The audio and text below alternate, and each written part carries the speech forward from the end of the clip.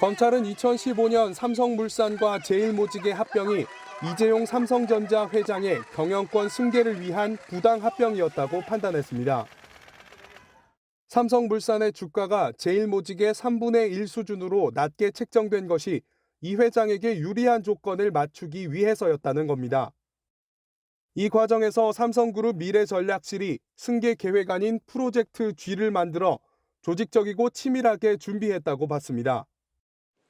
허위 호재를 발표하거나 자사주 집중 매입 등을 통한 시세 조정을 했다는 혐의도 적용해 이 회장과 관계자들을 재판에 넘겼습니다. 3년 5개월여 동안 100번 넘게 재판이 진행됐는데 1심 법원은 이 회장의 손을 들어줬습니다. 재판부는 합병이 이 회장의 승계나 지배력 강화가 유일한 목적이 아니었다며 불공정한 비율로 주주에게 손해를 끼쳤다고 보기도 어렵다고 판단했습니다. 문건 역시 사업 방향을 검토한 정도로 보인다며 모든 혐의에 대해 범죄의 증명이 없다고 보고 무죄를 선고했습니다. 재판을 마친 이 회장은 취재진의 질문에 아무런 답 없이 법원을 빠져나갔습니다. 삼성물산 합병과 삼성바이오로직스 회계 처리가 적법하다는 점이 분명히 확인되었다고 생각합니다. 함께 기소된 최지성 전 삼성미래전략실 실장, 장충기 전 차장 등 다른 피고인 13명에게도 모두 무죄가 내려졌습니다. 법원 앞에서 결과를 기다리던 삼성 관계자들은 무죄 판결에 안도의 한숨을 내쉬었습니다. 삼성은 별도의 공식 입장 표명 없이 차분하게 받아들이면서도 이재용 회장이 경영 활동에 매진할 수 있는 계기가 됐으면 바라는 마음이라고 전했습니다. 지난해 3분기 말 기준 삼성의 현금과 현금성 자산은 약 75조 원이지만 삼성의 대형 M&A는 지난 2017년 9조 원을 투자한 미국 전장업체 하만 인수가 마지막이었습니다. 청사진, 미래에 대한 방향성, 그리고 이것을 M&A를 풀어낼지 어떤 식으로 풀어낼지에 대한 답변을 내놓아야 될 때가 되지 않았나.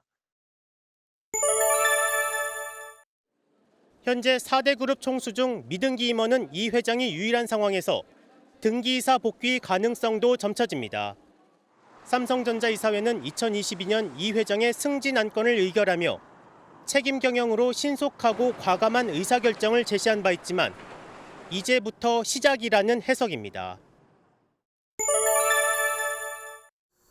2016년 미래전략실이 해체돼 그룹의 컨트롤타워가 사라진 상황에서 미래 먹거리 확보 등 이재용식의 뉴 삼성의 추진과 이를 위한 컨트롤타워 부활 가능성도 제기됩니다. 경제계는 삼성이 적극적인 투자와 일자리 창출로 경제 활성화에 기여할 것으로 기대했습니다. 첨단 산업 주도권을 확보하기 위한 우리 기업들의 글로벌 경쟁에서 긍정적인 영향을 미칠 것으로 보고 있습니다. 사법 리스크가 완전히 해소된 것은 아니지만 큰 경영 족쇄가 해소되면서 이재용 회장의 선택과 행보가 그 어느 때보다 중요해졌습니다. 3년 5개월간 검찰과 삼성의 싸움이 결국 검찰의 패배로 1심을 마무리하게 됐습니다. 법조팀 우종원 기자와 더 자세한 얘기 나눠보겠습니다. 어서 오십시오. 내용이 좀 복잡합니다. 일단 제일모직과 삼성물산 합병이 경영 승계하고 무슨 관계가 있는 겁니까? 2015년에 합병 당시에 이재용 회장은 제일모직의 최대 주주였습니다. 반면에 이 삼성그룹의 가장 핵심 기업이라고 할 수 있죠. 삼성전자의 지분은 별로 가지고 있지 않았습니다. 예. 그렇기 때문에 이 삼성전자의 주식을 많이 보유한 게 삼성물산이었는데 이 제일모직과 삼성물산을 합병해서 삼성전자 지배권을 확보를 했다는 게 이 불법 승계 의혹의 시작이었습니다. 그런데 법원은 불법 승계가 아니다 이렇게 본 거 아닙니까? 네, 맞습니다. 이 삼성전자 지배권 강화를 통한 승계 목적은 맞다고 해도 이게 불법은 아니다. 이게 법원의 판단입니다. 네. 이 검찰은 삼성물산의 의사와 상관없이 이 회장과 미래전략실의 일방적인 합병 추진으로 당시에 삼성물산 주주들이 손해를 봤다고 주장했습니다. 반면에 법원은 삼성물산의 의사도 반영이 됐었고 경영권이 오히려 안정화되면서 물산 주주들도 얻은 이익이 있다고 판단했습니다. 이 무엇보다도 이런 합병 과정에 이재용 회장이 직접 관여했다고 볼 수 있는 증거는 없다고 판단했습니다. 네. 그런데 이번 재판의 시발점이 삼성바이오로직스입니다. 이 회계 조작 의혹인데 이건 또 그러면은 이 사건하고 어떻게 연결이 되는 겁니까? 이 앞서 말씀드린 제일모직이 지분을 가지고 있는 회사로 의약품 회사인 삼성바이오로직스라는 곳이 있습니다. 아, 네. 그 로직스가 지배하는 또 계열 회사 중에는 삼성바이오 에피스라는 곳이 있는데요.